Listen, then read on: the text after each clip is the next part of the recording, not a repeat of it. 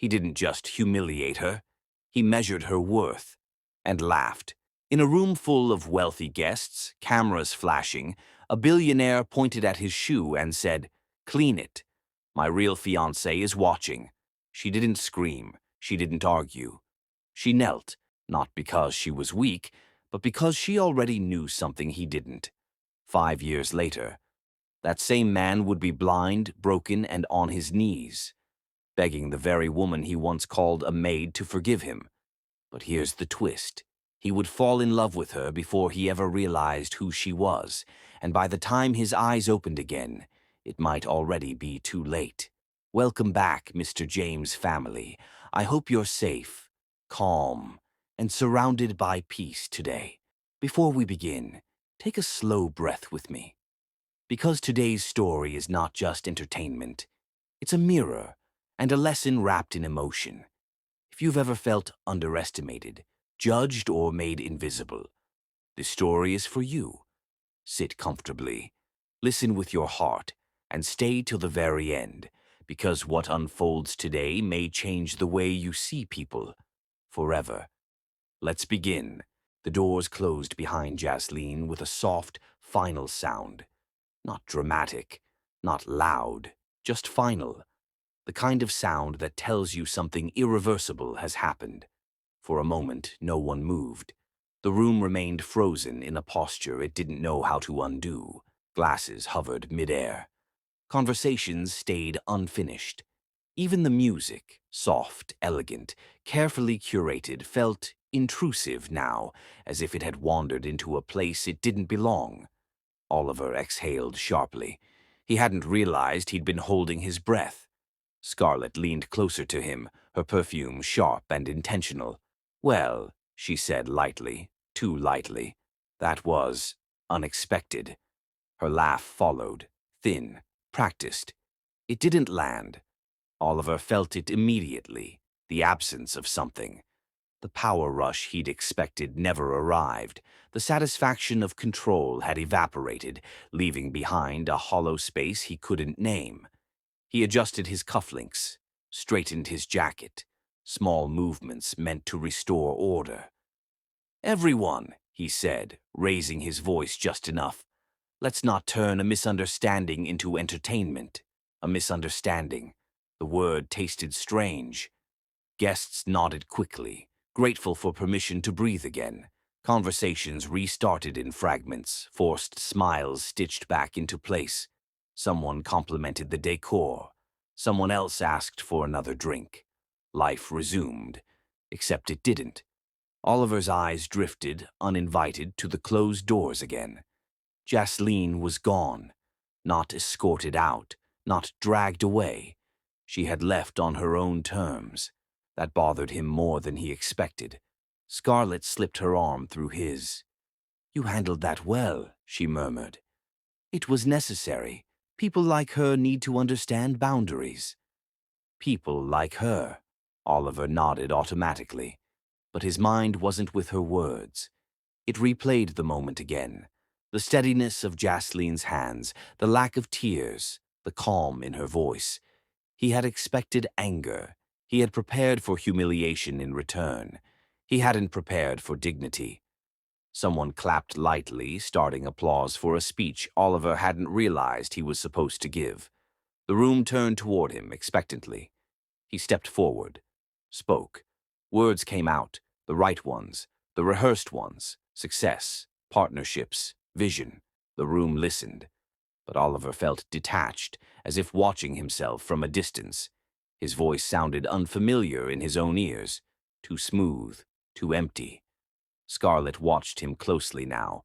She noticed the pause between sentences, the hesitation before smiles. She didn't like it. When the applause returned, she leaned in again. "You shouldn't let this linger," she whispered. "She wanted attention. Don't give it to her." Oliver nodded again, but the pressure in his chest tightened. Later, when the guests thinned and the air grew heavier with leftovers of champagne and judgment, Oliver retreated to his private office adjoining the hall. He closed the door behind him harder than necessary. Silence. He loosened his tie, dragged a hand down his face. The image of Jasleen kneeling returned without warning. Not the act, the stillness. He shook his head sharply, as if physically rejecting the thought. "This is absurd," he muttered to no one. A knock interrupted him. Scarlett entered without waiting for permission. Her smile was gone. "You embarrassed me," she said. The bluntness caught him off guard. He straightened. "Excuse me?"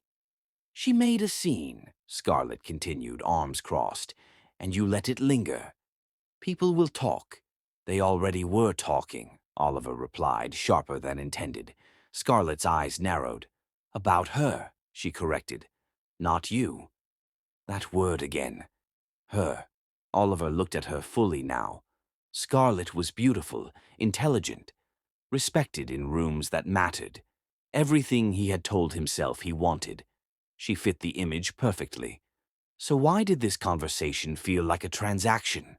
"She's irrelevant," Scarlett said, reading his silence incorrectly. "She served her purpose. The alliance is complete. Her community signed the access agreements months ago. You don't owe her anything." Something cold settled in Oliver's stomach. Access agreements. Purpose. The words aligned too neatly with the memory of Jasleen's calm eyes. Scarlett stepped closer. "You did the right thing," she said softly now. "Power requires clarity. Weakness confuses people." Oliver didn't answer. She reached for his hand. He didn't pull away, but he didn't squeeze back either. Scarlett noticed. Her jaw tightened. "Don't let guilt cloud your judgment," she warned. "That kind of softness ruins men like you." "Men like you." Oliver looked away. Outside the office, staff moved quietly, careful not to draw attention. Somewhere beyond the walls, Jasleen was walking, perhaps already gone from the building. Perhaps not. The thought struck him suddenly. Where would she go? He frowned. He had never asked. He had never known. The realization irritated him. Not emotionally, logically. How had he allowed such a gap? He prided himself on knowing everything about everyone connected to his empire. Yet he couldn't picture her life beyond the spaces he had assigned her. That unsettled him.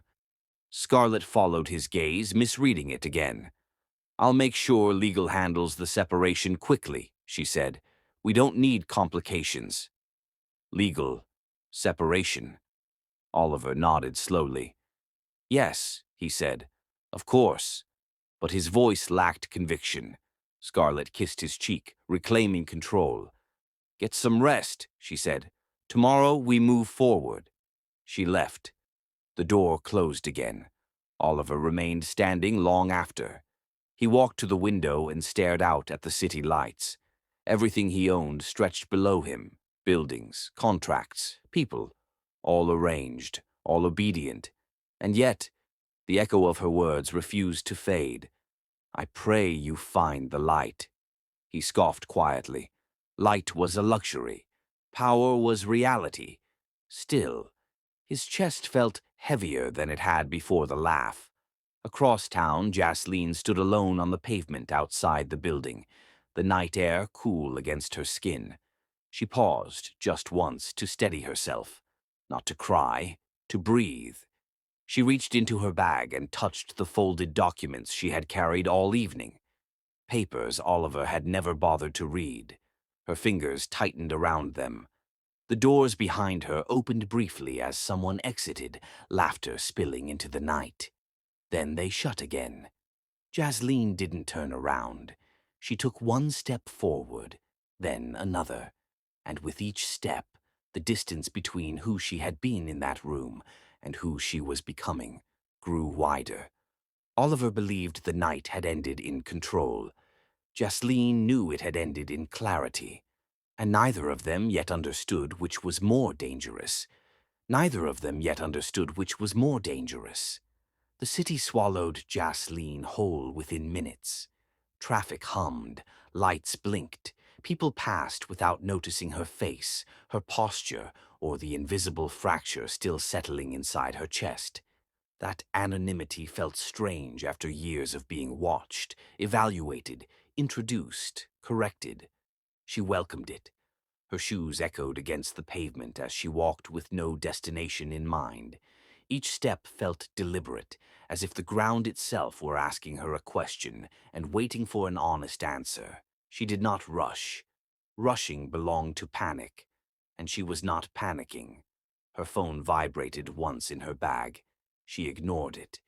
She didn't need to see the name. There were only so many people who would reach out now, and none of them mattered tonight. A cool breeze brushed against her arms. She wrapped her shawl tighter, not for warmth, but for grounding.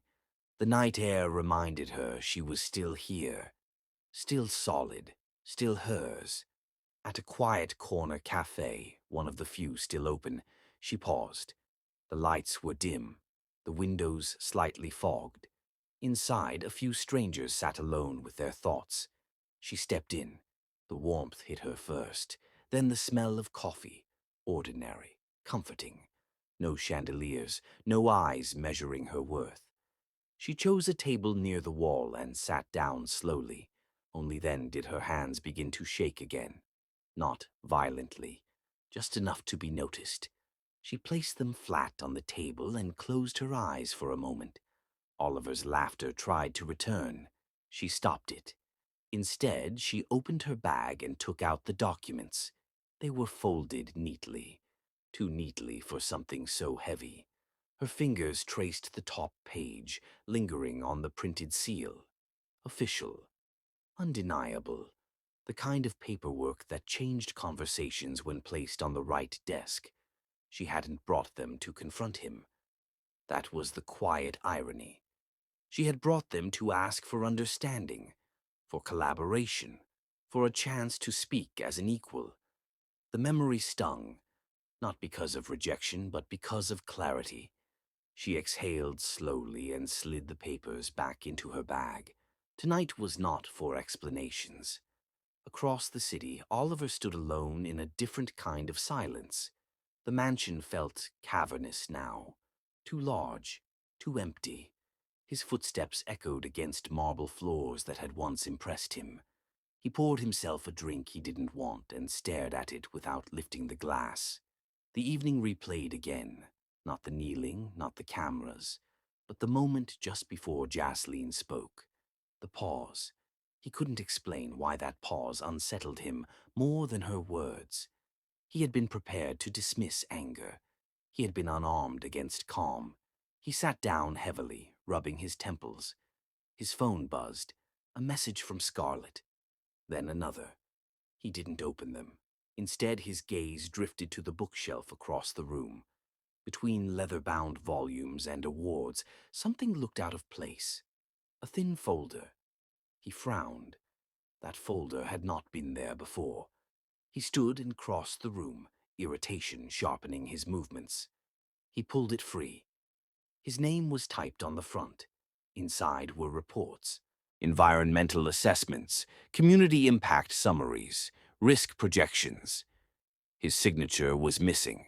Oliver flipped through the pages, pulse quickening, not with guilt but with irritation at himself. He recognized the formatting. He remembered these documents. They had been delivered weeks ago. He had never opened them. He closed the folder slowly. Jasleen's calm voice surfaced again, unwanted. "I pray you find the light." He scoffed under his breath, but the sound lacked conviction. Back at the cafe, Jasleen stirred her untouched tea. The spoon clinked softly against the cup, the sound grounding her further. Around her, life continued without spectacle.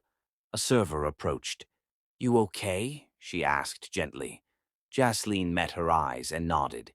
"Yes," she replied, and meant it more than she expected.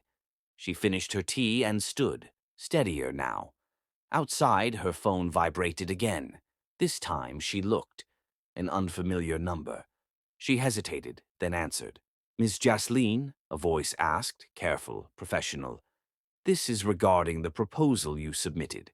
We'd like to discuss it. Tonight, if possible." Her grip tightened slightly.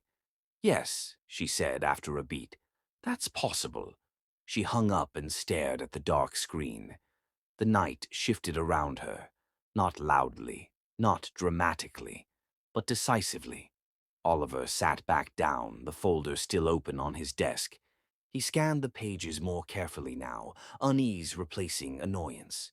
The analysis was thorough, intelligent, forward-thinking. He recognized the writing style. He swallowed. Had she tried to warn him? The thought irritated him and unsettled him. He closed the folder and leaned back, staring at the ceiling. Control had always been simple. People reacted, he decided. Tonight had fractured that simplicity. For the first time, he wondered, not defensively but honestly, what he had missed by refusing to listen. Across the city, Jasleen stepped into a waiting car, her posture straight, her expression unreadable. The driver asked for the address. She gave it without hesitation. The engine started. Movement resumed. Neither of them knew it yet, but the night had not ended their story. It had only stripped away the illusion of who was leading it. Oliver believed power was taken. Jasleen understood power was revealed, and the next meeting would decide which truth survived. The night did not wait for permission to move forward. Jasleen sat in the back seat of the car as the city slid past the window in streaks of yellow and white. Her reflection appeared faintly in the glass, blurred, fragmented, unimportant. She didn't adjust her posture for it. Tonight was not about how she looked. It was about what she carried. The car stopped outside a modest building with no signage meant to impress. Just glass doors, soft light, purpose without spectacle. Inside, the air felt different. Not colder, clearer. She was led into a conference room where 3 people waited. 2 men, 1 woman. None of them rose dramatically when she entered. They nodded instead, respectfully, as if acknowledging a professional, not a curiosity. That alone shifted something in her chest. "Thank you for coming on such short notice," the woman said. Her voice held urgency, not desperation. "We've reviewed your proposal." Jasleen sat. She placed her bag beside her chair, but did not open it yet. "I'm listening," she replied. Across the city, Oliver stood in his private garage, staring at a car he hadn't driven in weeks. The keys rested in his palm, cold, heavy. He didn't know why he'd come down here. He only knew the mansion felt unbearable. He got in. The engine started smoothly, too smoothly. Driving had always calmed him. Control in motion, direction with consequence. He pulled out into the street without a destination, letting instinct choose for him. It didn't choose well. He found himself heading toward the city center, toward places he rarely visited unless necessary. At the table, the woman slid a folder across to Jasleen. "We believe the environmental risk has been underestimated," she said, deliberately. Jasleen did not react outwardly. Inside, something hardened. "Underestimated by whom?" she asked, though she already knew. The woman met her gaze. "By Westbrook Industries." The name landed heavily in the room, not like a surprise, like confirmation. Jasleen inhaled slowly. "They're planning expansion," one of the men added. "Aggressive extraction. If it proceeds, the damage will be irreversible." Jasleen nodded once. "That's why I submitted the proposal." "And that's why it was ignored," the man said quietly. "Ignored." The word echoed in her mind, layering itself over memories she hadn't yet allowed to surface. The woman leaned forward. "We want you to lead an independent assessment, quietly, before approvals finalize." Jasleen's fingers tightened slightly against her knee. "This won't stay quiet," she said. "Not once findings are submitted." "No," the woman agreed. "It won't." Silence followed. Then Jasleen spoke again. "There's a conflict of interest." The room stilled. "Explain," the woman said. Jasleen lifted her chin. "My husband is Oliver Westbrook." The words sat between them, unembellished. No shock followed. only understanding. That's precisely why this matters, the woman said after a moment. You see what others refuse to look at. Jasleen studied her face, searching for exploitation. She found none, only expectation. Across town, Oliver stopped at a red light and noticed his hands were clenched around the steering wheel. His jaw ached from pressure he hadn't released. His phone buzzed again. Scarlet. He silenced it without looking. The light turned green. He drove on. He didn't know where he was going anymore. That disturbed him more than he wanted to admit. Back in the conference room, Jasleen leaned back slightly. "If I do this," she said, "there will be consequences."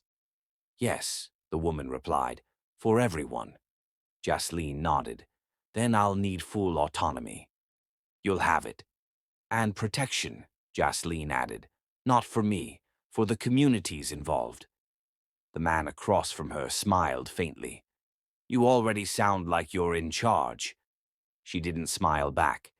"This isn't about control," she said. "It's about responsibility." The woman closed the folder. "Then we're aligned." Jasleen stood. As she did, something unexpected settled inside her. Not fear, not triumph, resolve. Oliver parked near a stretch of water that reflected city lights in broken patterns. He turned off the engine and sat in silence. The folder from earlier was still in his briefcase. He hadn't put it down since leaving the house. He pulled it out again. This time he read it properly, line by line. His chest tightened. The projections were clear, the risks undeniable, the recommendations ignored.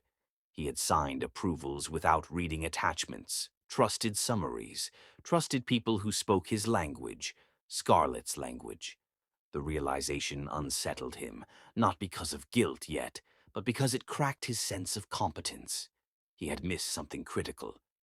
He hated that. He leaned back and closed his eyes briefly. Jasleen's calm face appeared again. He opened his eyes sharply, irritated. "No," he muttered, "this has nothing to do with her." But the words sounded hollow. At the building exit, Jasleen paused before stepping outside. The woman walked with her to the door. "There's something else," she said. "The board is divided. If this moves forward, there will be resistance." Jasleen met her gaze. "There always is." The woman hesitated. "Your husband will fight this." Jasleen considered that. "Yes," she said, "he will." "And you're prepared for that?" Jasleen opened the door. "I've been prepared longer than anyone knows." She stepped into the night. Oliver stared at the water again, then finally reached for his phone. He scrolled past messages until he found the one he hadn't opened. "Scarlett." He read it. "We need to talk. Urgently." He didn't respond. Instead, he looked back at the folder and noticed something he'd missed before. A name. Jasleen Kaur, author, contributor, lead analyst. His breath caught. The connection formed slowly, painfully. Not proof, not certainty, but suspicion. And suspicion had never sat well with him. He started the engine again. Across the city, Jasleen walked with steady steps, unaware of the precise moment her name crossed his awareness in a different way. The distance between them had changed, not in space, in meaning. Jasleen had stepped into purpose. Oliver had stumbled into doubt. And when purpose and doubt collide, someone always loses control. Someone always loses control. Oliver felt it before he could name it. It was not panic, not fear. It was irritation sharpened into something heavier. He drove faster than necessary, the city blurring past as if speed might outrun the question forming in his mind. The name from the report echoed there, refusing to settle. Jasleen Kaur. He had read it twice, then a third time, as if repetition might change what it said. Lead analyst. The title alone unsettled him. He told himself it meant nothing. Names overlapped, people moved on, women rebuilt lives quietly all the time. Still, his grip on the steering wheel tightened. Back in her apartment, temporary, modest, deliberately chosen, Jasleen placed her bag down and leaned her forehead briefly against the door after closing it. Not from exhaustion, from containment. She allowed herself 3 slow breaths. In, hold, out. Then she straightened. She turned on a single lamp. The light revealed unpacked boxes stacked neatly against the wall. She had never been sentimental about space. Function mattered more than comfort, for now. She opened her laptop. Work grounded her. The proposal documents filled the screen, annotated, layered, alive with intention. This wasn't theory. This was lived reality. Land she had walked on, people she had spoken to, water she had tested with her own hands. She adjusted a graph, eyes sharp. The past did not belong here. Across town, Oliver arrived at his office long after business hours. Security nodded him through without question. They always did. He went straight to his desk and pulled up the internal system. Search. Name. Nothing. He frowned and adjusted the parameters, expanded databases, external contributors. The result appeared. Jasleen Kaur. His chest tightened, not emotionally, but with the sudden awareness of coincidence becoming pattern. He clicked. The screen filled with credentials, publications, consultations, recognitions that did not ask for permission to exist. She had built something. Without him. The realization landed harder than he expected. He leaned back slowly. This was not the woman he had dismissed. Not the quiet presence he had relegated to the background of his life. This was someone who had moved forward decisively, and he had not seen it. That thought irritated him more than the humiliation ever had. At her desk, Jasleen paused mid-sentence as a notification popped up. A secure message from the committee. Urgent. She read it carefully. Westbrook Industries has requested preliminary counter-assessment access. Her lips pressed into a thin line. So it had begun. She closed the message without responding. Timing mattered. Oliver stood and paced, restless energy pushing him away from the chair. The office lights felt harsh now, exposing. He stopped at the window, staring down at streets he usually commanded with ease. This time something was different. This time he was reacting. He didn't like that. He picked up his phone and dialed a number he trusted.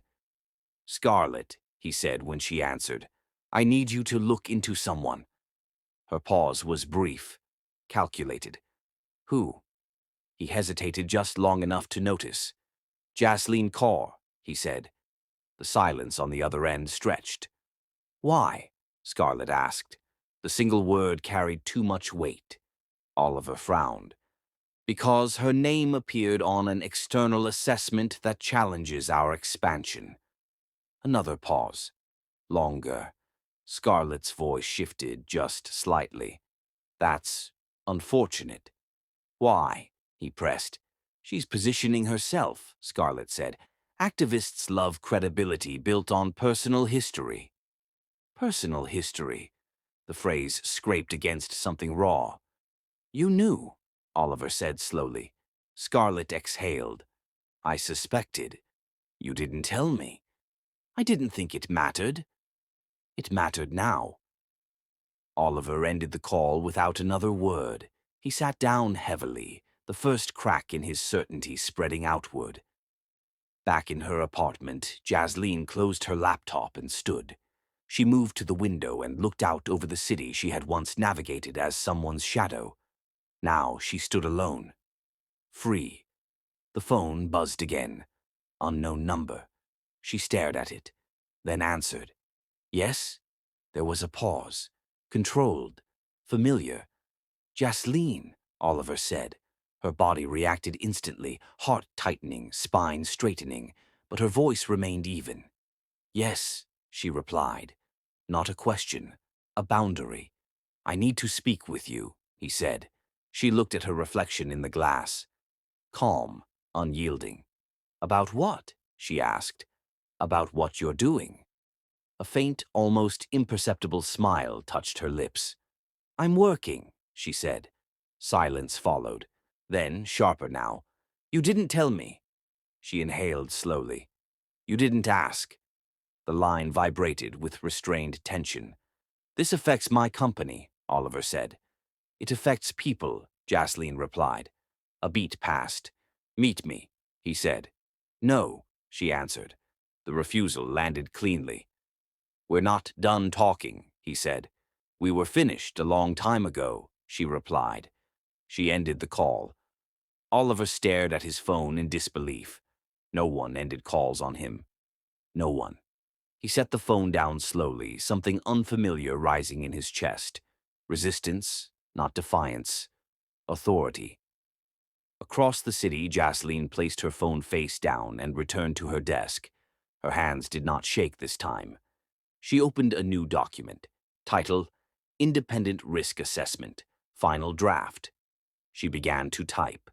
Outside, the city continued its rhythm, unaware that two lives once bound by power were now moving on, intersecting paths, one clinging to control, the other grounded in purpose, and neither was willing to yield. Oliver had reached for control and found resistance. Jasleen had chosen purpose and refused permission, and the next move would reveal who truly held the ground beneath their feet. Neither was willing to yield. The night had thickened into a quiet tension. Oliver leaned back in his chair, staring at the city lights through his office window. The glow reflected off polished marble floors, tracing lines of power he had once thought untouchable. Now it felt fragile, hollow. He ran his hands over his face, tracing jaw lines he no longer recognized as his own. A sharp ache in his chest was unfamiliar. Anger usually came clean and precise. This was different. Confusion laced with an unfamiliar respect he refused to admit. The phone vibrated again. Scarlet. Another reminder that even allies could not fill the sudden emptiness around him. He ignored it, closing his eyes. The city sounded loud outside, but inside the room was still. The silence pressed against him harder than any argument ever had. Meanwhile, across the city, Jasleen sat at her desk, surrounded by stacks of research, her eyes scanning environmental charts and water reports. She worked methodically, precise, aware of every variable. Every misstep in the data could have consequences for thousands. Every overlooked detail was a risk. She paused and closed her eyes for a moment, letting the weight of responsibility settle in. She could hear the faint hum of traffic outside, a reminder that life carried on while she carried the work of others. A knock at her door startled her slightly. She turned, hand hovering near her bag. "Ms. Carr?" a quiet voice asked. A young assistant from the committee peeked in, holding a tablet. "They want to schedule a preliminary review with Westbrook Industries." Jasleen didn't flinch. She took the tablet, scanning the proposed time slots, her lips pressed together. "No," she said finally. "Not yet. Set it for next week, and notify them that I need full access to their environmental reports beforehand." The assistant nodded silently, retreating as silently as he came. Outside, Oliver's mind spun. He could feel the edges of control slipping. Every file he had ignored now pressed against him like a living accusation. Each line Jasleen had written screamed competence he could not dismiss. Her name appeared again and again, on reports, on letters, in submissions he had never read, signatures she had earned quietly. He had underestimated her, and he hated it. He walked over to his window and stared down at the streets below. The lights reflected in his eyes. The city thrummed with people moving in rhythm he no longer felt a part of. He remembered the way she had walked out that night after the shoe incident, unafraid, composed. The moment replayed, but now with sharper clarity. The calm in her eyes, the certainty in her voice. It had not been submission. It had been foresight. Oliver's chest tightened. He couldn't define it yet, but the recognition burned. He had failed to see her, not just as a woman, but as someone who could have shaped his decisions had he chosen differently. The folder with her analysis lay on his desk. He opened it again, scanning page after page, and for the first time he read her recommendations with genuine attention. Every chart, every note, every cautionary detail revealed judgment and insight far beyond the summaries he had relied upon. He exhaled slowly, the first crack of humility forming in the man who rarely admitted error. At the same moment, Jasleen made a decision. She would not allow the preliminary review to become a formality. She would not negotiate compliance for appearances. She reached for her phone, sending a message to a local environmental oversight committee. Prepare to audit Westbrook Industries thoroughly. Full transparency required. No exceptions. She paused. Her hand hovered over the send button. The weight of the decision pressed down. This was no longer theoretical. This was real. Every choice carried consequences, legal, social, human. She sent the message. Oliver's phone rang at the exact moment. Scarlett's name flashed again. He ignored it, but another call followed from an unknown number. Hesitation made him glance at it. The name appeared briefly on the screen. Jasleen Kaur. He froze. The voice on the other end was calm, firm, unyielding. "Mr. Westbrook," she said, "we need to discuss the environmental review before you proceed any further." He gripped the phone tightly, recognizing authority in her tone, a tone he hadn't encountered since he had dismissed her years ago. The memory of the shoe incident surged briefly, a flash of anger, a flicker of humiliation, a pang of respect he didn't want to admit. He spoke, controlled, careful. Why now? Her pause was deliberate. Because if the company continues without proper assessment, lives and resources will be destroyed. That is unacceptable. Her words hit harder than he expected. Not because they were true, they were undeniable, but because they carried conviction. She spoke not from fear, not from submission, not from expectation of reward, but from principle. Oliver sat down heavily. The phone in his hand suddenly felt heavier than the weight of the entire city outside. She had become more than he anticipated, more than he had ever allowed himself to see. Jasleen, meanwhile, ended the call and stared out her window. She knew Oliver was listening, somewhere, trying to recalibrate his assumptions. She knew the first shift had begun. She didn't celebrate. The work had only just started. She returned to her notes. Each calculation, each assessment, each recommendation reinforced her conviction. The night deepened. Lights outside blinked steadily. She felt no fatigue, only focus. Oliver, alone in his office, turned the folder repeatedly in his hands. Her handwriting, precise, methodical, almost invisible unless studied, reminded him painfully of everything he had ignored. He had thought the night of humiliation marked the end of her influence. Now he realized it marked the beginning. The twist hit him quietly. She didn't need him. And that realization frightened him more than anger ever could. Across the city, Jasleen placed her pen down. She stood slowly, looking out into the streets, seeing the world not as a shadow of her past marriage, but as a stage for her actions, her choices, her impact. She allowed herself a single thought. Control was not given. It was exercised, and she intended to exercise it fully. Oliver, still staring at her reports, realized he had only just begun to confront the woman he had underestimated, the one he had humiliated, the one whose calm had broken him more than any shout. The night pressed in on both of them differently, one in reflection, the other in action, both aware, yet separate.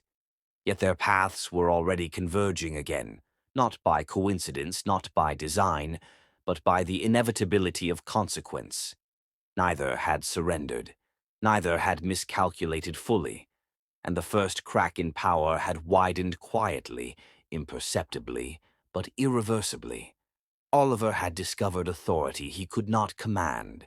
Jasleen had claimed power she refused to share, and when they met again, the balance of control would no longer be predictable. The balance of control would no longer be predictable. Oliver sat alone in the dim glow of his office, the city spread beneath him like a web he thought he had mastered. Yet tonight, the lights didn't impress. They reminded him of what he could not see. He leaned forward, elbows on the desk, eyes fixed on the reports. Every number, every chart, every line of Jasleen's assessment pressed on him like weight he hadn't anticipated. Precision, clarity, certainty, and the calm authority he had once overlooked. For the first time, he felt small in a way he hadn't felt in years. The sound of the city faded behind the hum of the air conditioning. A low vibration of unease settled in his chest. He had underestimated her.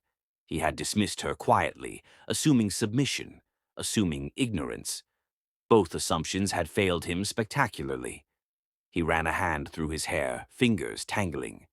Anger flickered, sharp but fleeting. There was something else, something he didn't know how to name yet. Respect, fear, recognition.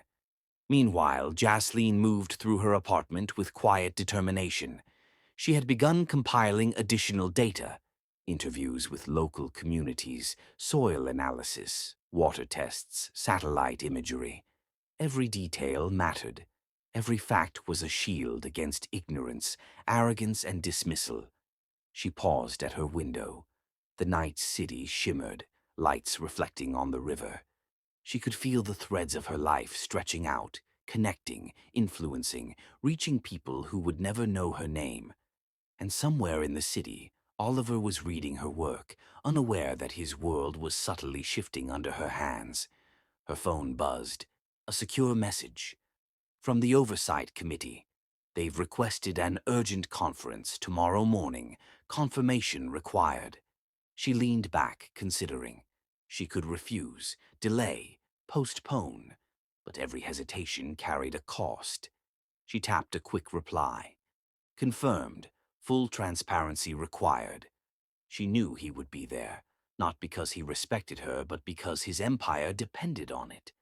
Oliver, after pacing the office for nearly an hour, finally made the call to Scarlett. She answered immediately. "They've confirmed the meeting," he said tersely. "And?" she asked, sensing tension he couldn't mask. "You've underestimated her," he said without preamble. "She's formidable."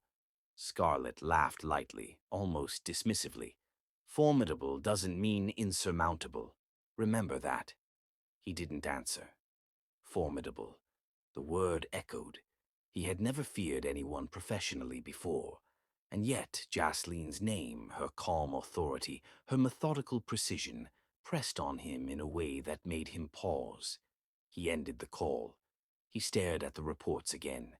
Page after page, recommendation after recommendation, everyone laid bare the consequences of neglect, the mistakes of those too confident in their positions, including himself. He had assumed control was absolute. He was discovering it was conditional. At her apartment, Jasleen reviewed the schedule for the next day. She would need every ally, every report, every piece of evidence meticulously prepared. The city outside seemed alive, but she felt separated from it. Focus replaced the exhaustion that might have overwhelmed her hours ago. Purpose, uncompromising, drove every movement. Oliver, meanwhile, attempted to anticipate her approach. He scrutinized her methodology. He tried to predict her arguments. He plotted counterpoints and strategies to regain a semblance of control. And yet, every calculation seemed inadequate. At midnight, he left the office, walking through the city streets, without destination.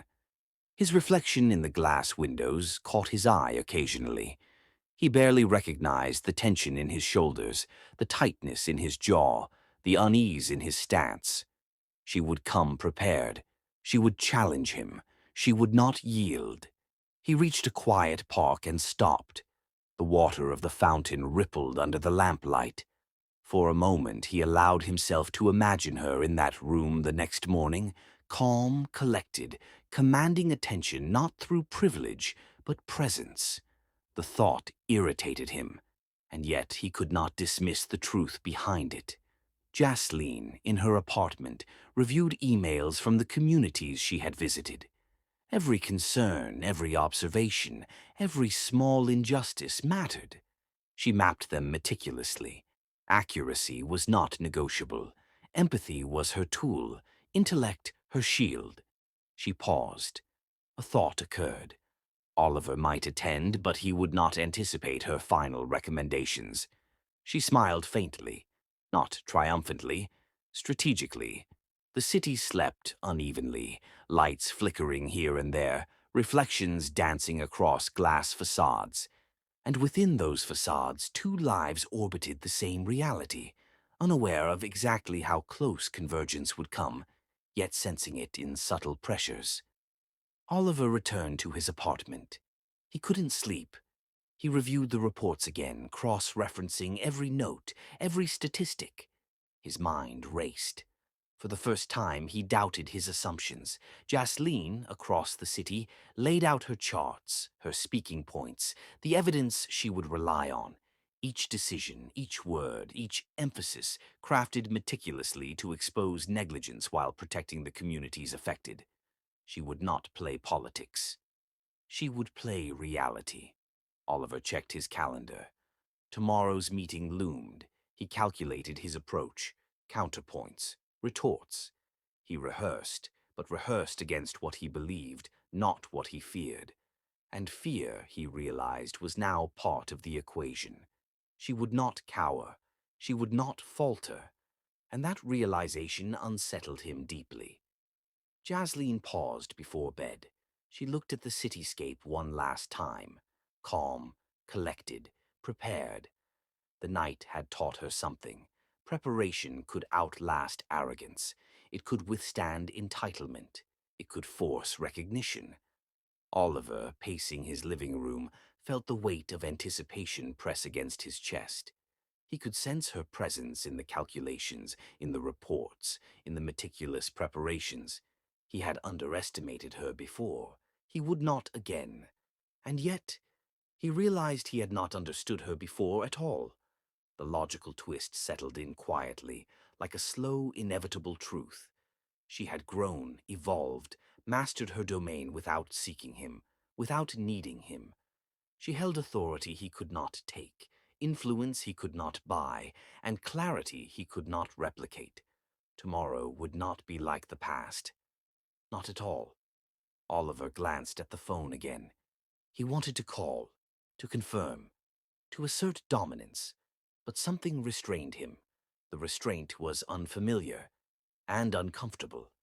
Jasleen lay in bed for the first time that night, not with exhaustion but with awareness.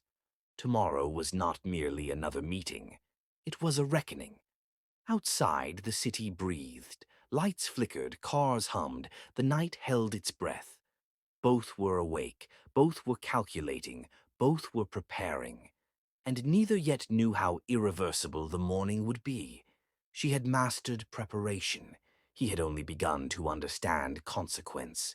And when they met at dawn, the first true collision of intellect and authority would leave no one untouched. The first light of dawn was hesitant. It crept slowly over the city, spilling gold onto glass facades, brushing across pavements slick with overnight dew. The world seemed unchanged, indifferent to the battle about to unfold within a high-rise conference room. Jasleen arrived early, her heels clicking softly against the polished floor. The lobby smelled faintly of fresh coffee and paper, a mundane scent that belied the significance of the moments ahead. She carried nothing but a thin briefcase and the weight of preparation. Every chart, every note, every recommendation she could summon was already in her mind. She did not rush. Her steps were measured, calculated. She drew in a steady breath and allowed herself one brief glance at her reflection in the elevator mirror. Her face was calm, neutral, determined. Not for show, for control. Oliver, on the other side of the building, had already arrived. His tie was knotted tighter than usual, his posture rigid. He reviewed his notes again, checking every contingency he could anticipate. But there was a shadow of doubt creeping in, a realization he could not name entirely. She would not respond predictably. She would not falter. And that awareness unsettled him more than any humiliation in the past. The elevator chimed, and Jasleen stepped out onto the floor with the committee. They nodded politely, but with a certain tension, aware that the room ahead would not be ordinary. Oliver arrived moments later. The door opened, and he entered with practiced composure. He stopped short as he saw her standing by the table, setting her papers with meticulous care. Neither spoke immediately. The silence stretched, heavy, deliberate. It was not awkward. It was the gravity of history and consequence occupying the same space. He cleared his throat.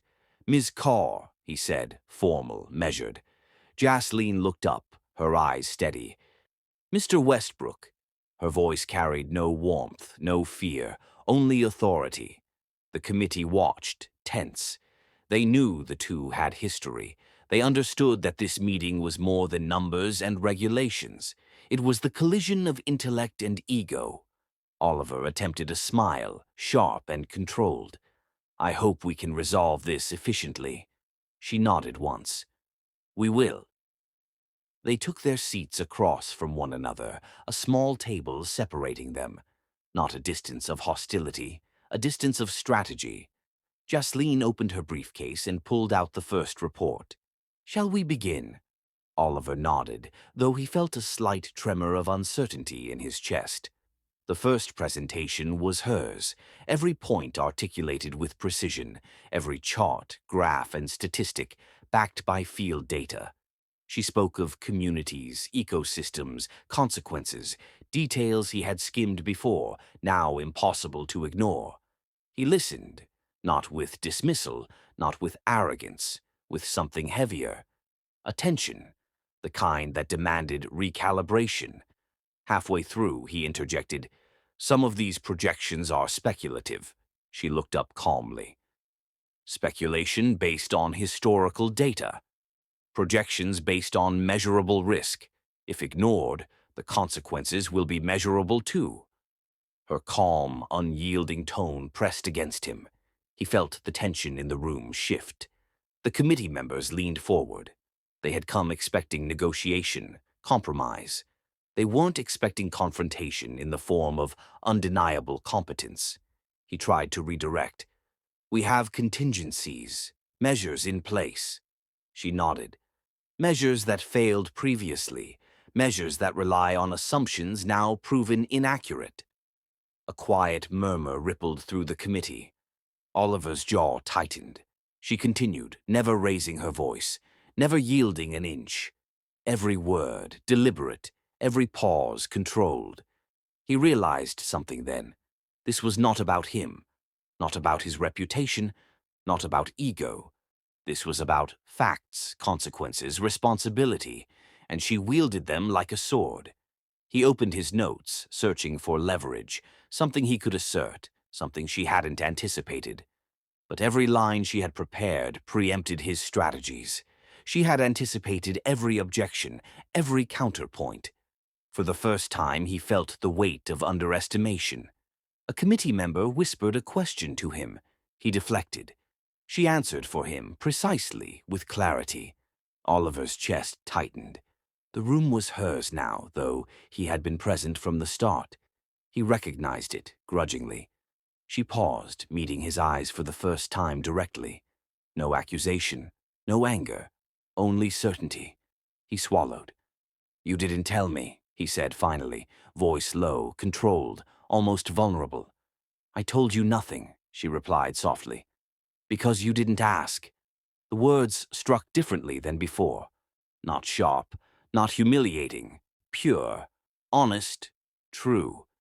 He leaned back in his chair, fingers pressing to the tabletop. He realized then the first twist of the day. She did not need his permission. She did not need his recognition. She did not need his approval. And yet, Her presence commanded the room. He tried to redirect the conversation, introducing contingency plans, data projections, corporate guarantees. But she countered each point with logic, precision, and foresight. He could feel the room tilting, the committee members' attention shifting to her, their questions now directed at her. The meeting stretched for hours. Each exchange sharpened the tension, but also honed understanding. Oliver's mind raced, calculating, reevaluating, struggling with recognition of her authority. By midday, the subtle power shift was undeniable. The committee deferred to her recommendations, asking questions he could not answer without her guidance. Oliver sat silently for a moment, processing the unprecedented reality. She had become indispensable, even to him. Jasleen's final presentation concluded. She gathered her papers, her demeanor calm, but resolute. "The decision is not mine alone," she said. "It belongs to everyone affected, but the facts cannot be ignored. Ignorance is no longer an option." Oliver exhaled slowly, a mixture of frustration and awe tightening his chest. He realized the day's second twist. He could no longer operate on assumption. She had dismantled it entirely. The committee thanked her. They left briefly to deliberate. Oliver remained alone with her for the first time without intermediaries. She did not move. She did not flinch. Her gaze met his, neutral, controlled, powerful.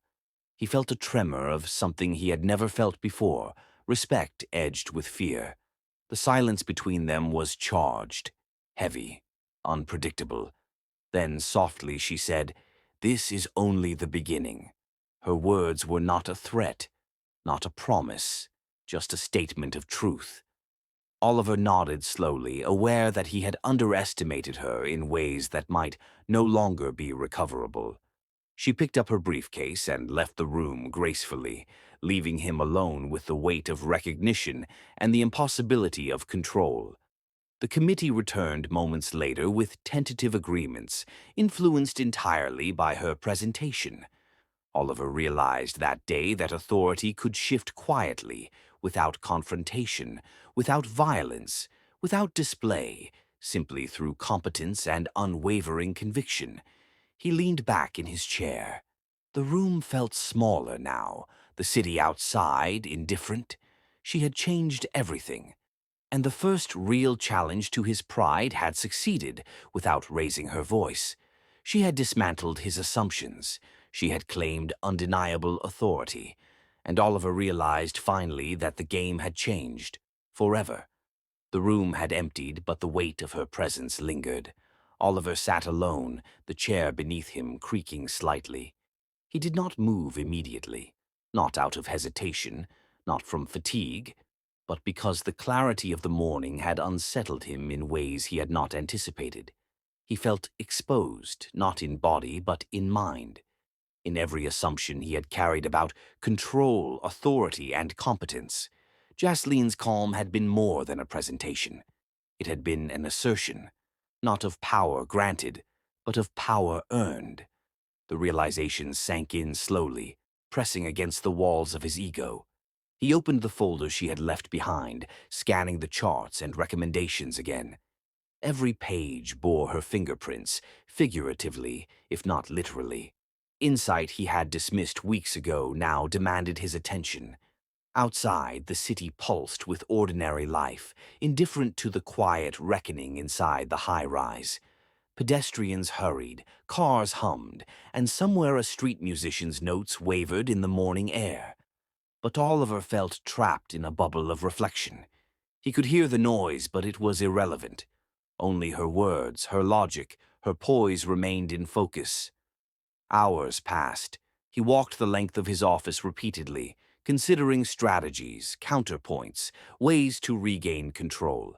Yet each scenario he imagined had a single flaw. Jasleen had anticipated it. Meanwhile, Jasleen had returned to her temporary apartment. She did not celebrate. There was no triumph in her actions, only calculation, reflection, and preparation. The meeting had gone as expected, and yet she knew the real challenge had just begun. The decisions she had influenced would ripple outward in ways neither she nor Oliver could fully control. She sat at her desk, reviewing notes she had made during the morning's discussion. The committee's subtle responses had been indicators, hints about their leanings and hesitations. Every gesture, every pause, every question was data she could use to shape outcomes effectively. Her phone buzzed. A secure message. It contained a request for an immediate consultation with environmental engineers in the field. The potential disaster zones she had identified earlier were now flagged for urgent assessment. She paused. A faint tension gripped her chest. She had predicted some resistance, but this accelerated timeline suggested that Oliver's team, or those allied with him, was reacting faster than anticipated. She responded concisely. Confirmed. Dispatching teams immediately. Full assessment reports to follow. Across town, Oliver walked along a quiet street outside his penthouse. He needed distance to think, to plan, to untangle the tension pressing against him. His phone lay in his pocket, silent, but he could feel its presence. Messages from Scarlett, reminders from his board, urgent flags he had deferred until he could recalibrate. He thought about her, not her physical presence, not her beauty, not her voice, but her mind, her clarity, her ability to command attention without raising her voice, without demanding submission, without bending to ego. He realized he had never truly seen her before. The thought unsettled him. In her apartment, Jasleen received reports from field teams. Preliminary observations confirmed the accuracy of her projections. Some areas were worse than expected, and remedial action needed to be immediate. She adjusted recommendations, cross-referencing past data and anticipating the corporation's likely defenses. Every line she wrote had purpose. Every adjustment was preemptive. She would not be reactive. She would be proactive. Oliver returned to his office, seated at his desk, and opened his laptop. The first emails he read were the field reports Jasleen had coordinated. They confirmed the risks he had chosen to ignore previously. He leaned back. His heart rate quickened, not with fear, but with recognition. She had acted before he even realized intervention was necessary. He tried to focus on contingency measures he could employ, but every scenario he imagined had a flaw. She had foreseen it. Hours passed. He reviewed every line, every chart, every note. The realization settled. She had turned the tools he had thought were his domain into instruments of her authority. Jasleen, meanwhile, coordinated meetings with local authorities, engineers, and community representatives. Each conversation strengthened the chain of oversight she had established. She was methodical, precise, and unwavering. The city outside remained unaware of the tension between power and principle unfolding in high-rise offices and modest apartments. Yet the impact was immediate, tangible. Oliver finally exhaled. He realized something he could not undo. He had been blind. Blind to her competence, blind to her foresight, blind to the influence she could wield without ever raising her voice. He stared at her reports. Page after page, recommendation after recommendation, field observation after field observation. She had orchestrated compliance without confrontation. She had dismantled assumption without argument. He could feel the first cracks of his pride forming. Jasleen reviewed projections late into the night.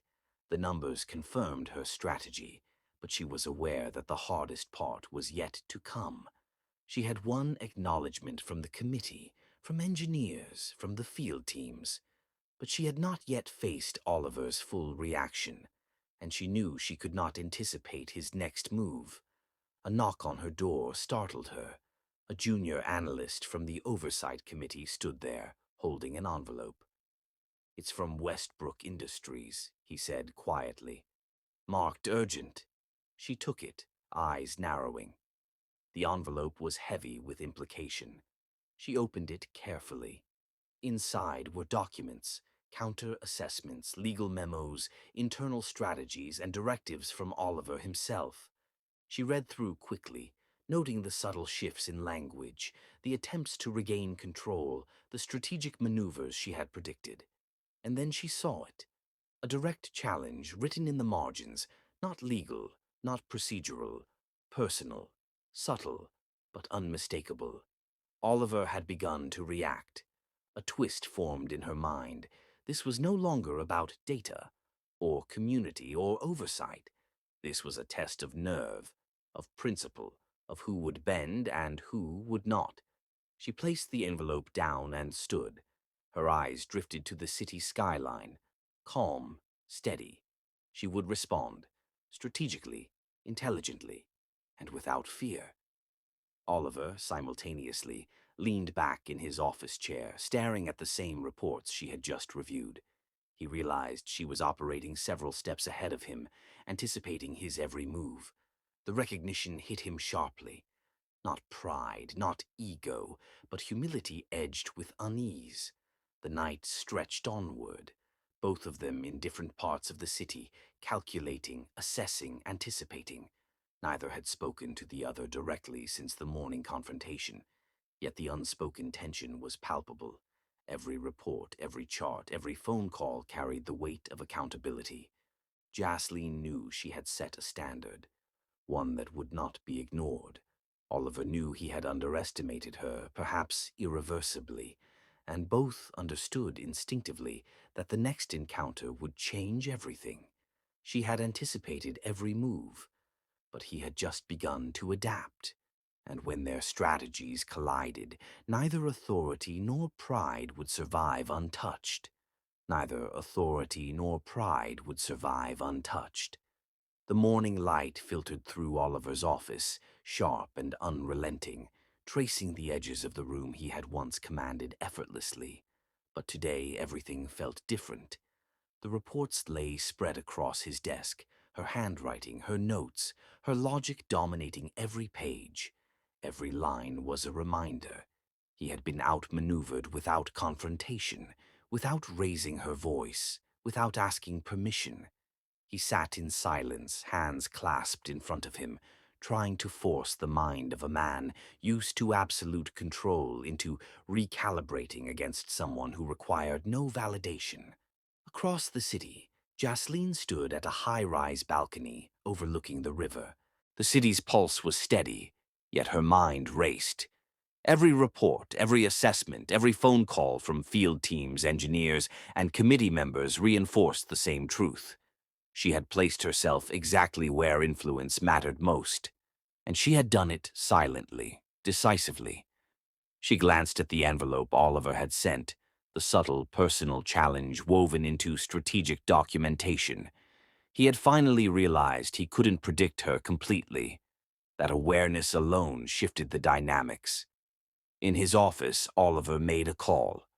Scarlett answered immediately, her voice as controlled as ever. "She's positioning herself where it counts," he said, tension evident. "Every step I take, she's already anticipated it." Scarlett's laughter was brief, almost dismissive. "Then you must change the game." He pinched the bridge of his nose. Change the game. He realized he had never needed to before. Control had always been assumed, authority had been given, and now she had shifted the rules entirely. Meanwhile, Jasleen prepared her next move. She compiled field data, integrating environmental readings with corporate oversight, legal advisories, and community impact assessments. Every choice she made, every strategy she applied, was informed by principles rather than ego. Oliver reviewed her recent communications. She had begun coordinating meetings without his involvement, involving committees, engineers, and community leaders in direct consultation. Each action bypassed him deliberately, yet with precision that forced his acknowledgement. He leaned back in his chair, frustration tightening his jaw. He had underestimated her before. He had humiliated her, disregarded her, dismissed her quietly. But now he could see clearly. She was no longer bound by past submission. She had converted knowledge into authority, insight into influence. Jasleen, on her balcony, adjusted a graph projected on her tablet. She considered the timing of the committee's next meeting. Oliver would be present, undoubtedly trying to reclaim control. But she had planned for every predictable move he could make, and even some he might improvise. The committee called for a conference mid-morning. Oliver arrived first, tense, aware that Jasleen would not act without purpose, and that every action she took would be deliberate. She entered moments later, calm, controlled, carrying only a slim folder. No display, no flourish, yet her presence shifted the energy in the room instantly. Oliver noted it, even as he tried to mask his reaction.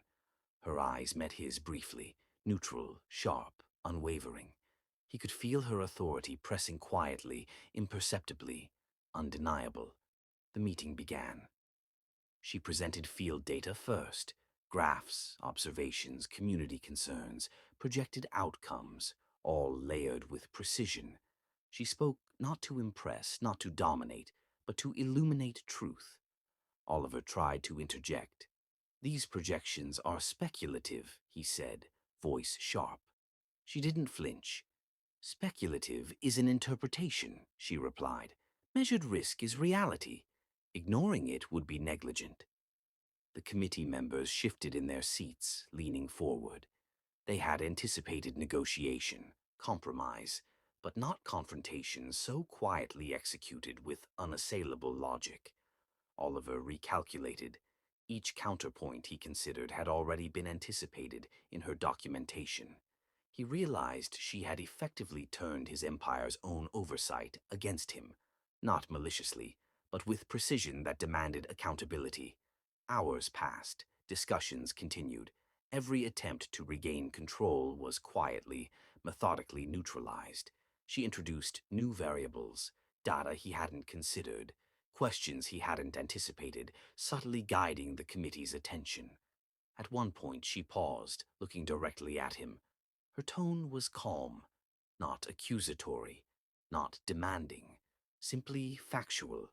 "Authority cannot override responsibility," she said softly. The weight of her statement struck him. He had built his world on authority. Control had always been unquestioned. She had dismantled that notion quietly, with competence. He leaned back, exhaling slowly. The realization sank in. She was operating several steps ahead, independent of his influence, immune to intimidation, and yet completely aware of the implications of every move he made. Jasleen concluded the session with recommendations that left no room for misinterpretation. She did not demand obedience, but she ensured compliance through clarity, foresight, and moral authority. The committee adjourned briefly to deliberate.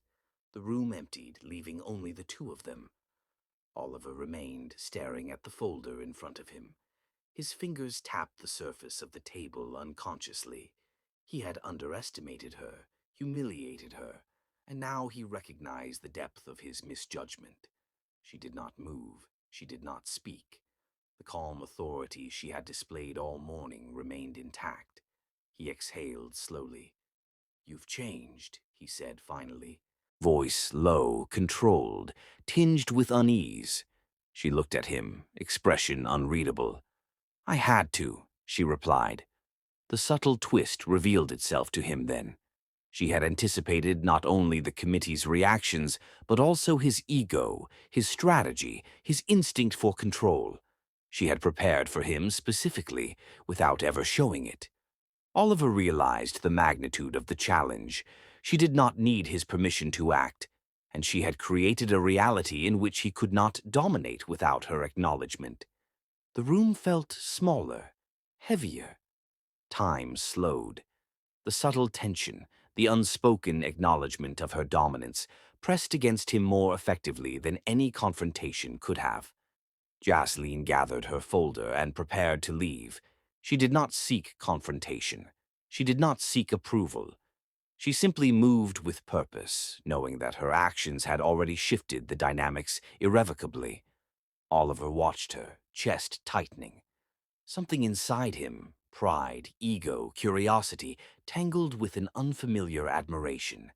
Recognition, grudging yet undeniable, settled into his mind.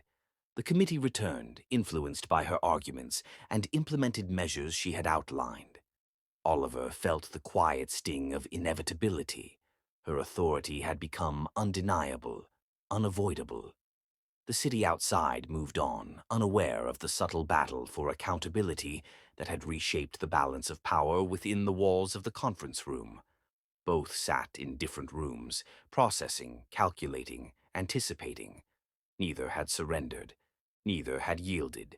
Yet the rules had shifted. Oliver knew for the first time that he had to rethink his approach entirely. She had created a position he could not simply overrule. She had taken control without arrogance, without display, with intellect and foresight. And the twist remained. She had not needed to prove dominance. She had only needed to act with principle, and the rest followed naturally. Jasleen, meanwhile, returned to her desk, reviewing final data sets before the day's end. She understood that the next encounter would not require words, only actions, and that the measures she had put in place were already reshaping outcomes. Oliver remained in his office, staring at the same reports she had influenced, finally acknowledging the lesson he had avoided for years. Authority is fleeting, competence is enduring.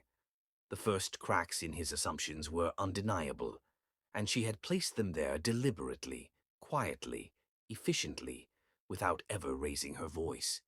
She had acted with precision and principle. He had underestimated her at every turn. And when the next confrontation came, he would realize that some victories cannot be won by force alone.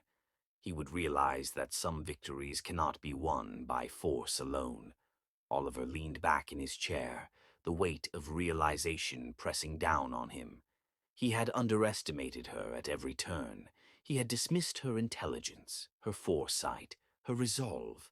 And now, confronted with the undeniable evidence of her influence, he felt an unfamiliar mixture of frustration, awe, and something he could not name. Regret.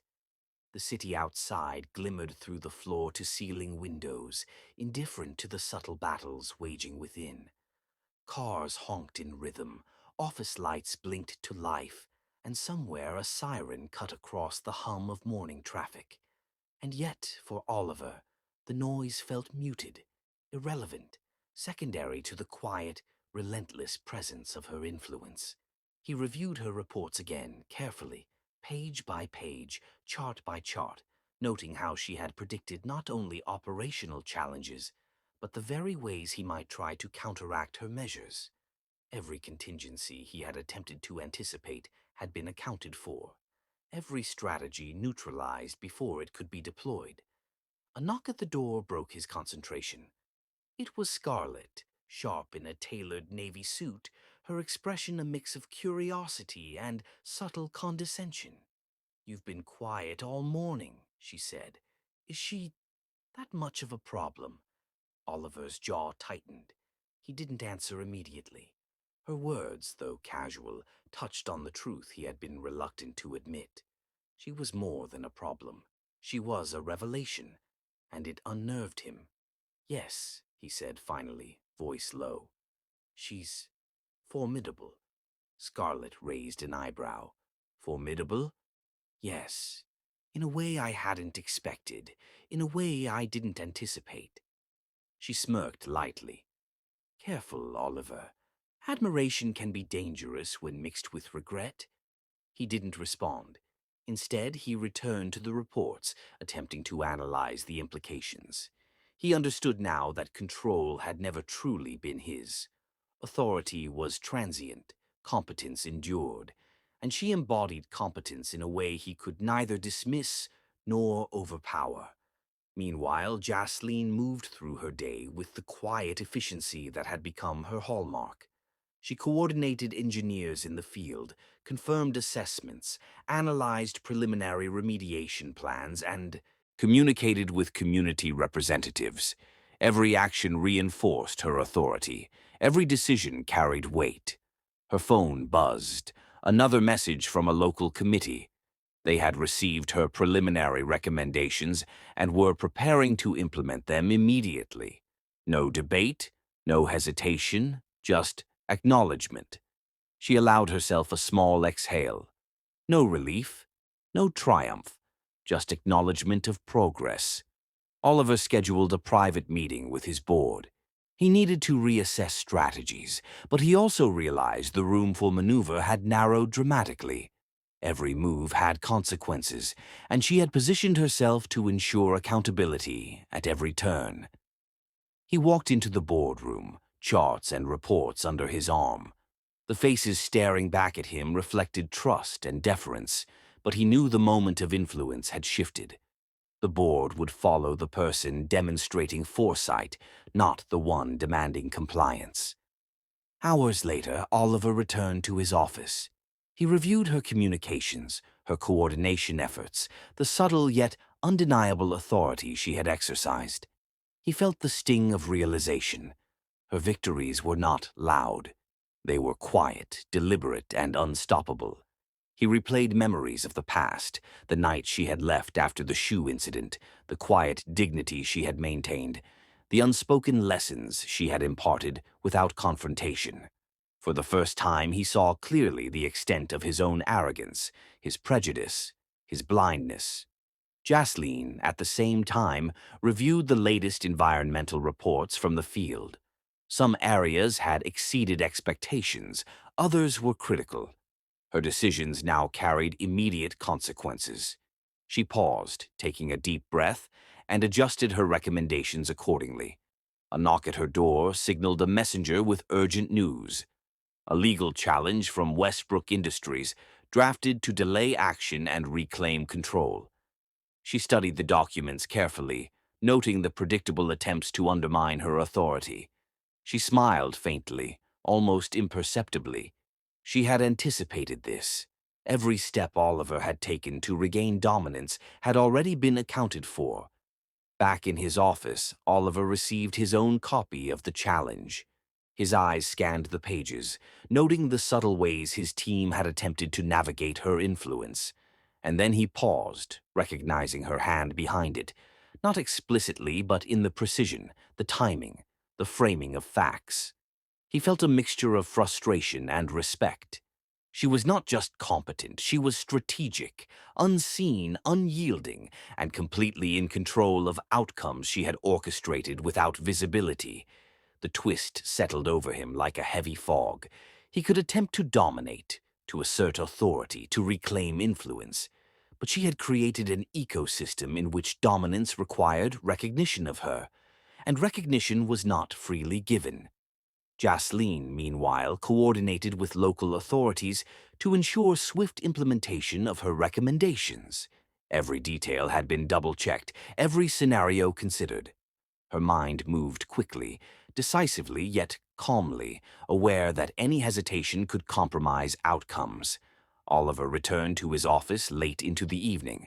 He pored over reports once again, tracing her recommendations, anticipating the effects of her implementation, and calculating the potential impact on his company and reputation.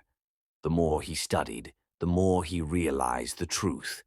She had taken control not by confrontation, not by force, but by exercising competence, foresight, and moral authority. Every decision he had ignored, every warning he had dismissed, every assumption he had made, all had been leveraged into undeniable influence. He exhaled slowly, pressing a hand to his forehead. Pride had been shattered quietly, subtly, without spectacle, without argument. Jasleen, at the same time, prepared for the next day's oversight review. The field teams had submitted preliminary results confirming the effectiveness of her recommendations. She felt no satisfaction, no triumph, only readiness. Readiness to act, to respond, to ensure that principle guided every decision. Oliver's phone buzzed, a message from Scarlett. "She's beyond what you imagined. You need a new approach." He stared at the message, fingers tightening around the phone. The realization struck him fully. No old strategy would suffice. She had changed the rules. She had shifted the balance. She had become the unseen advantage in every scenario he attempted to control. Across town, Jasleen received confirmation from community leaders. Implementation of her recommendations was underway. Every measure she had suggested, every precaution, every step to prevent disaster was being adopted without resistance. The subtle but undeniable twist crystallized. She did not need permission, validation, or recognition to act effectively. Her competence and integrity were authority enough. Oliver leaned back, staring at the skyline. He realized the truth. He had avoided for years. Arrogance and prejudice were liabilities. Competence, foresight, and moral authority could dismantle power quietly, efficiently, irreversibly. The night settled over the city. Lights flickered, shadows shifted, and two lives moved in parallel, aware of each other, yet separated by acknowledgement and understanding. Both were preparing. Both were calculating. Neither had surrendered. Yet the dynamics had shifted irrevocably. She had dismantled his assumptions without confrontation. She had claimed the authority he could not seize. And when their next interaction unfolded, Oliver would discover that some lessons cannot be taught.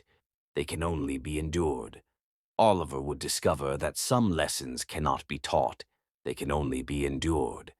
The morning air was thick with anticipation, a city bustling as usual, yet inside the penthouse office, the tension was palpable, almost physical.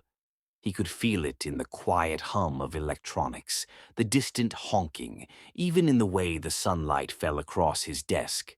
Today would not be ordinary. He rose from his chair, pacing slowly, fingers brushing the polished wood, attempting to center himself. Every report, every chart, every analysis Jasleen had sent or orchestrated remained open before him. He could see patterns, sequences, contingencies she had established without confrontation, without argument, yet completely undeniable. He swallowed hard. Authority alone would not suffice anymore. Control, as he had known it, was an illusion in her presence.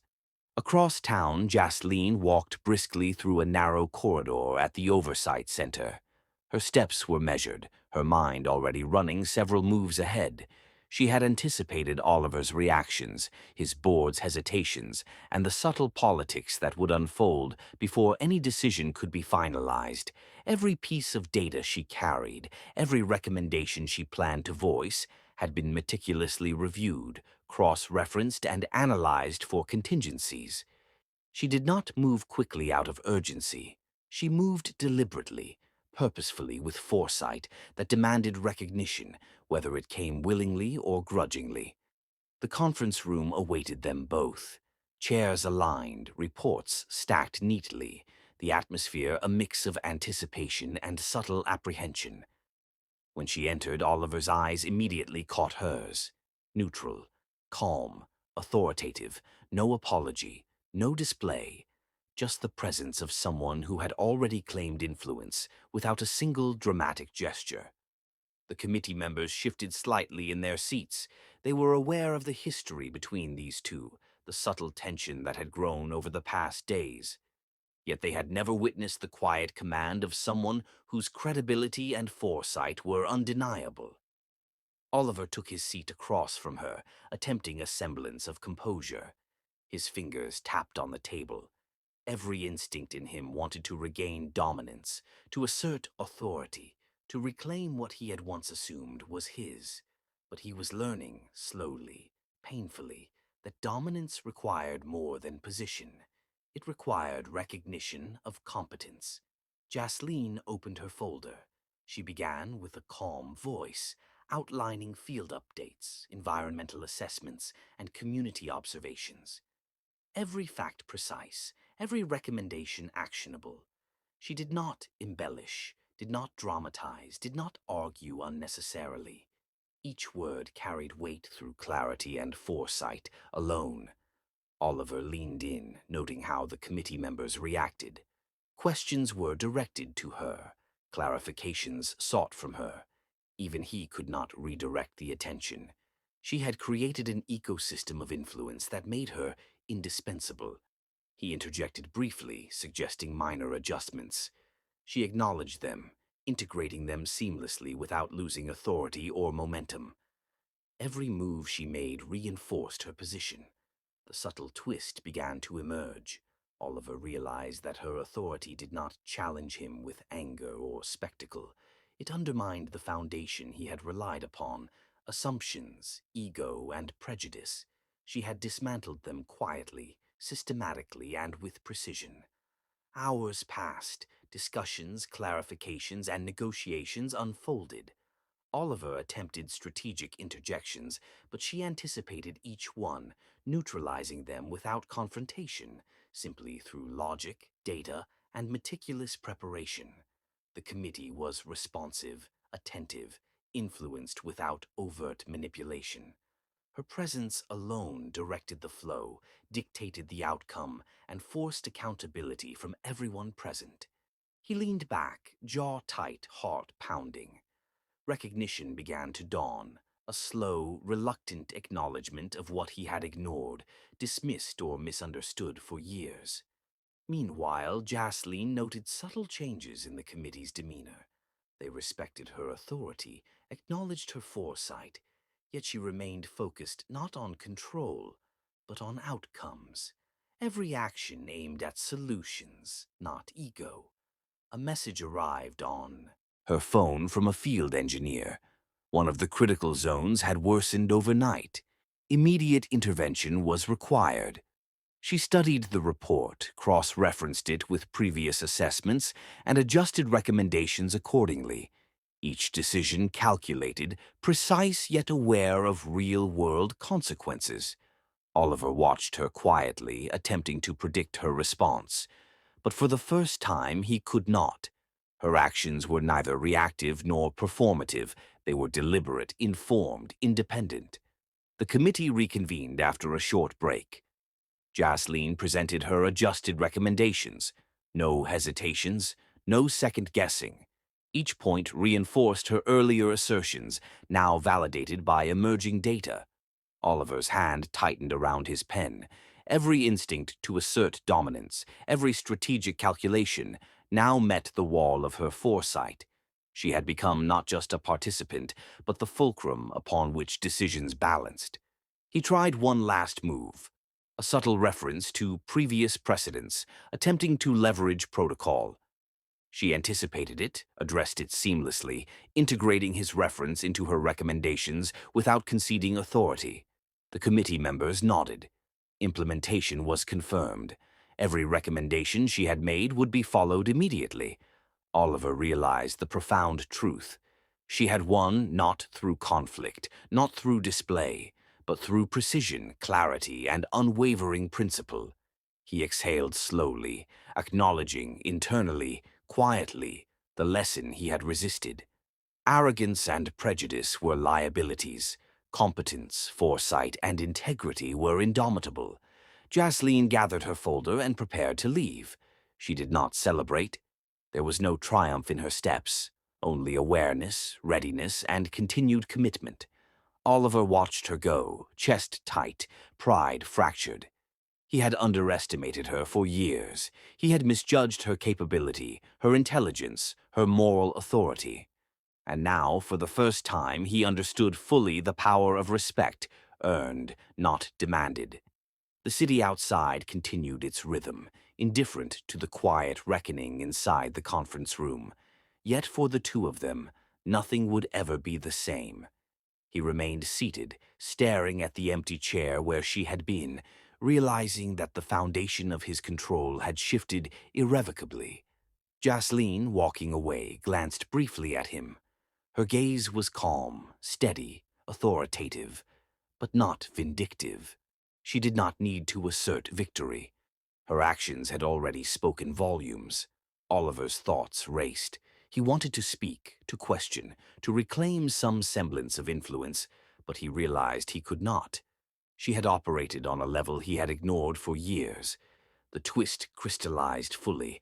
She did not need him to acknowledge her, to wield authority. Her competence and principle were enough. He could only respond, adapt, and perhaps finally learn. The room felt smaller, heavier. The weight of recognition pressed on him more effectively than confrontation ever could. Night approached. Lights flickered in the city below, reflecting the quiet turbulence inside the high-rise office. Oliver remained, contemplating, processing, understanding that the reckoning of pride was not an event. It was a series of subtle, relentless lessons he could no longer evade. She had claimed authority without ego. She had dismantled assumptions without confrontation. And as he watched her walk away, Oliver realized that the hardest truth had yet to arrive. Recognition alone might not be enough to reclaim what he had lost. Recognition alone might not be enough to reclaim what he had lost. Oliver sat in his office long after the sun had dipped below the horizon. The city lights flickered below, reflecting a world moving forward, indifferent to his reckoning. Every corner of the room felt suffocating, each report and chart on his desk a silent reminder of the control he had assumed, taken for granted, and lost. He rubbed his face, staring at the ceiling. Pride had been shattered, assumptions dismantled, authority quietly nullified. And yet he felt a strange pull, a mixture of regret, longing, and something heavier: guilt. Across town, Jasleen was in her modest office, reviewing the final assessments of the environmental disaster zones. Field teams had submitted reports confirming the effectiveness of her measures. The community had responded positively, and the Oversight Committee had formally recognized her recommendations. She exhaled, not in triumph, but with awareness. Every action had consequence. Every choice carried responsibility. And now the final chapter of their collision was approaching. Oliver finally stood, moving with hesitation toward his desk. His fingers hovered over the phone. He could call Scarlett, attempt to regain influence, or strategize further. But none of those options felt right. He realized that force, strategy, and authority would no longer move her, would no longer repair the past. He remembered the shoe incident, the laughter, the humiliation he had inflicted, and the quiet dignity she had maintained. He remembered the moment she had left him years ago, whispering, "I pray you find the light, Oliver." That phrase echoed in his mind now.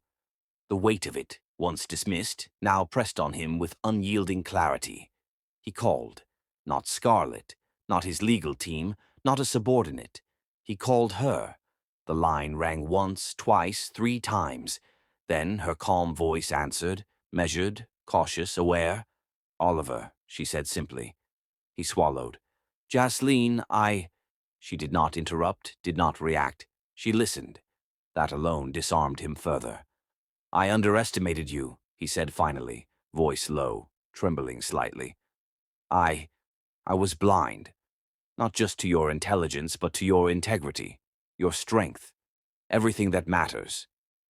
A pause, her breathing even. Controlled. "Go on," she said softly. I need to apologize," he continued, "not just for the past, but for everything I failed to see, everything I failed to respect. I was cruel, prejudiced, arrogant. I humiliated you when I should have been grateful. And now I see. I see everything clearly." Jasleen did not respond immediately. She allowed him to speak, to unburden himself, to confront the man he had been. "I don't expect forgiveness," he said, voice breaking. "I only hope you might consider letting me make amends.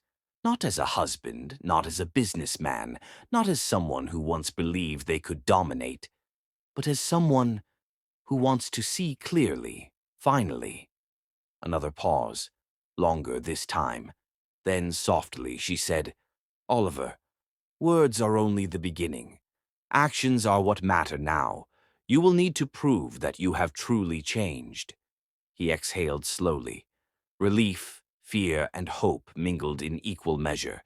He knew this was no empty chance, no simple forgiveness.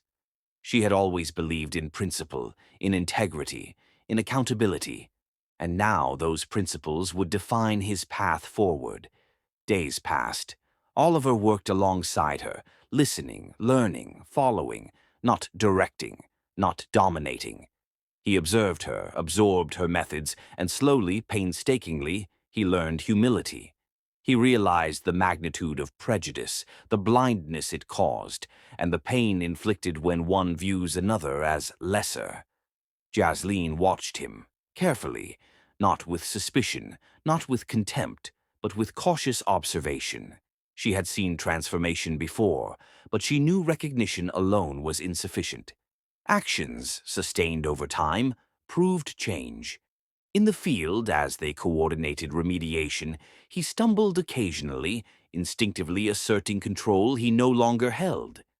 She corrected him calmly, clearly, patiently, forcing him to learn, to adapt, to see the world not through ego, but through responsibility. He felt the sting of humility in every decision, in every misstep, and with it, the slow, gradual reshaping of his character. He began to understand, not just conceptually, but viscerally, the lessons she had been teaching silently all along. Meanwhile, Jasleen maintained her calm authority. She guided field teams, managed committees, and coordinated community engagement, never asserting dominance, never seeking recognition, always letting competence and principles speak for themselves. Oliver observed. He reflected. He learned. The final twist emerged subtly, almost imperceptibly. He realized he did not love her for her beauty, her intelligence, or even her authority alone. He loved her for her courage, her unwavering moral compass, her ability to act decisively without ego, her patience in teaching the blind to see. The moment of reckoning arrived one evening as the disaster zone's recovery neared completion. The sun dipped low, casting long shadows across the streets and waters below. Field teams packed up. Communities expressed gratitude. Reports confirmed stabilization. Oliver approached her cautiously, aware of the enormity of the moment. "Jasleen," he began, voice low, steady. She turned, meeting his eyes, calm, neutral, yet perceptive. He dropped to one knee, a gesture not of desperation, but of recognition, of humility, of acknowledgement of all he had done wrong and all he had learned. "I am sorry," he said simply, voice steady, "for everything. I cannot undo the past, but I vow to honor you, respect you, and never allow prejudice, arrogance, or ego to blind me again. Please, forgive me." Tears welled in her eyes, not tears of sorrow, not tears of humiliation, but tears of recognition. For him, for the effort, for the transformation, for the man who had finally, painfully, learned to see clearly. She paused. The world seemed to hold its breath. The wind carried faint echoes of the city, distant, inconsequential, as if acknowledging the gravity of the moment.